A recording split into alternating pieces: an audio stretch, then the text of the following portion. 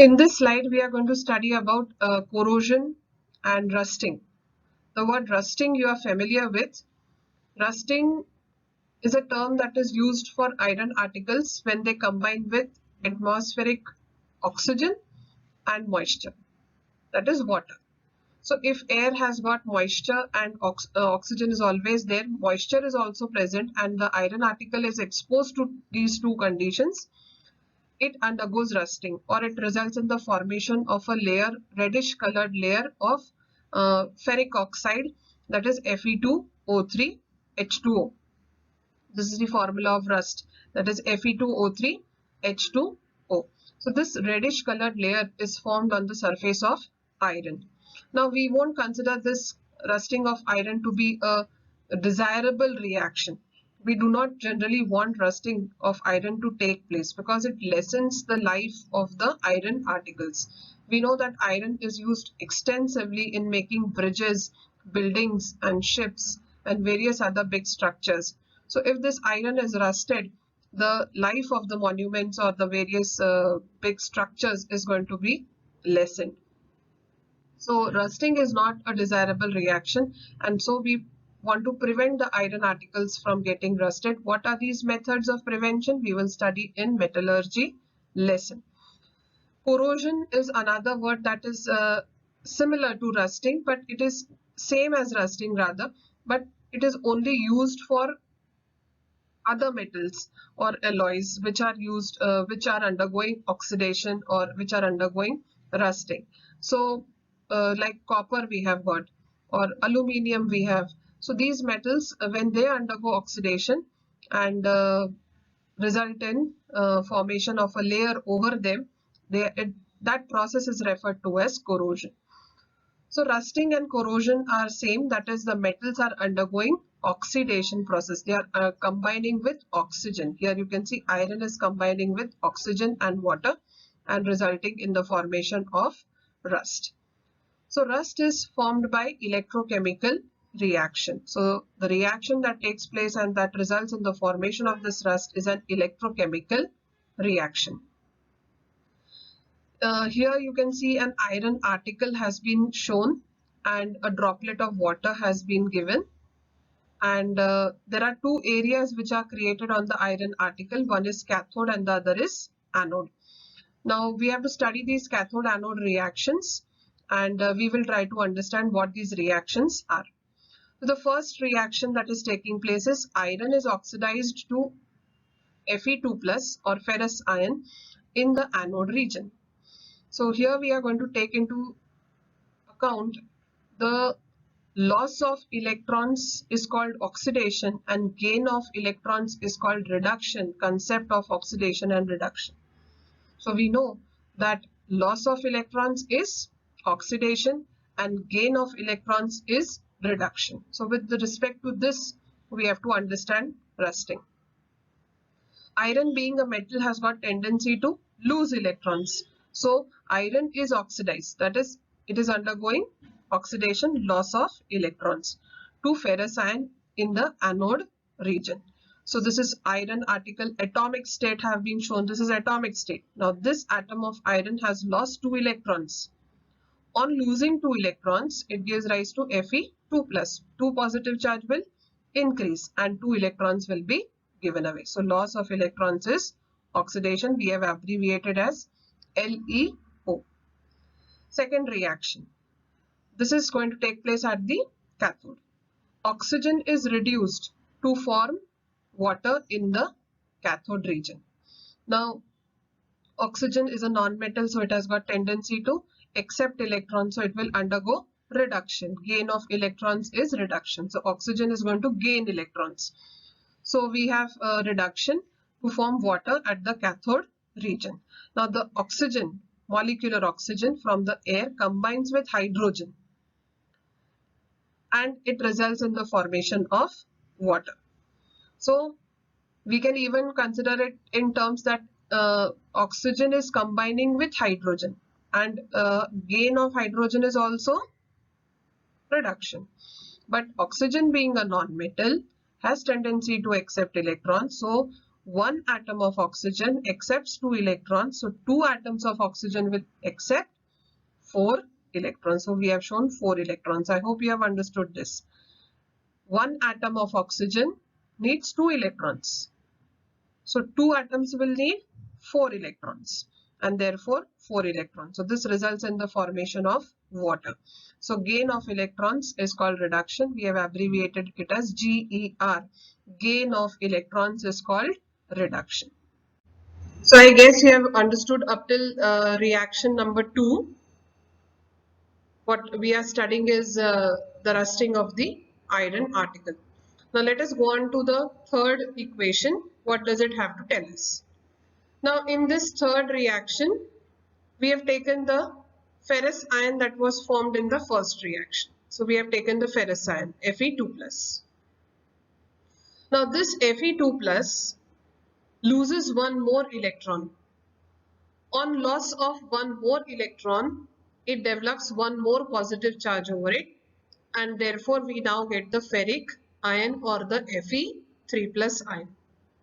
So here this ferrous ion formed in the first reaction loses one more electron and it further gets oxidized to ferric ion, that is Fe3+. Why are we saying further oxidation? Because again it is losing one electron and loss of electrons is oxidation. So further oxidation of the ferrous ion results in the formation of ferric ion. Now in the last equation we have this ferric ion which is formed here plus water which was formed in the second equation, both combining and giving rise to ferric oxide, that is rust, Fe2O3 and water. So this is what is rust. This has been shown here. This is rusting, collected rust, that is Fe2O3, H2O. Along with that we get 4 hydrogen ions. So this is in short what is corrosion or rusting.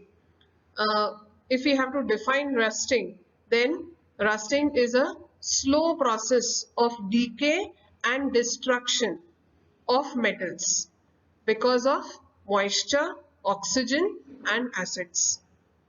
So we have an example that we have statues which are placed on the squares on roads, and these are made out of metal.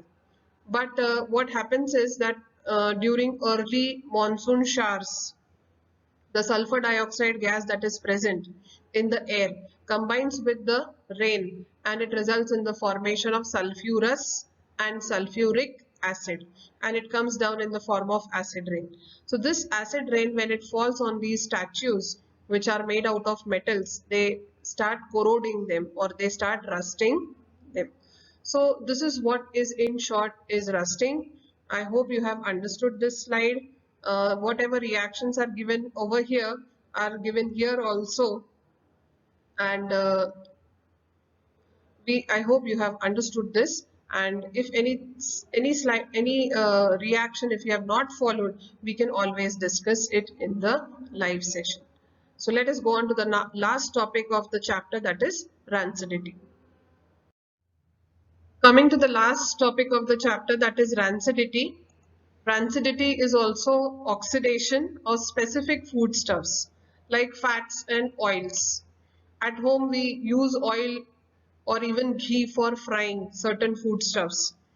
But if this oil is left uncovered for a very long time, it results in its slow oxidation, or what we call it as air oxidation. Oxidation, we know that it is combining with oxygen. So these fats and oils, when left open for a very long time, they combine with oxygen and get oxidized. Oxidation of these fats and oils also take place when we are actually frying food items in them. So when you are heating this oil or fat, it combines with oxygen and it results in the formation of their oxides.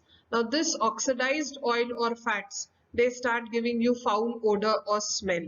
Even if you are using that same oil or fat again and again for frying purpose, then you might even feel that the taste of the food stuff has changed.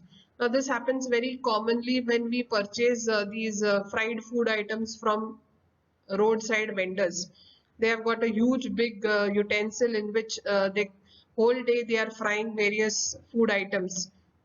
So there is constant oxidation of the oil which is taking place, and even when they are not using it, it is left open for a few hours. Then also the oxidation process slowly goes on taking place. So this is what we call it as rancidity. Rancidity is a process of oxidation of fats and oils resulting in unpleasant change in odor, that is smell or taste of the foodstuff when left exposed to air for a long time. So there are various ways in which we can prevent this rancidity from taking place or oxidation of food and oil, foodstuffs, oil and fats from getting rancid. One way is not to overheat them. Huge continuous overheating of the oil and fat might result in rancidity, and we should take small quantity of oil at home. We can do this, and whatever is required, so that we do not have to use heat them again and again, which will bring about the change in the taste and the smell. And you can always keep them covered. We can cover them and keep so that oxygen is not coming in contact with them. Airtight containers we can make use of. So all these are some ways in which we can prevent rancidity from taking place. We even get various food items in airtight packets. The chips that you purchase from outside, they are fluffy. Those packets are not fluffy. There's a lot of air inside it, but actually it is not air, it is nitrogen shots. Nitrogen is a very inactive gas that is present, and so that is filled inside the packets, which is going to prevent the oxidation of food items. So likewise, there are a number of examples through which we can prevent rancidity from taking place. So I hope you have understood the lesson. We have covered the lesson. All topics have been covered. Your homework is to read the lesson and practice the equations again and again.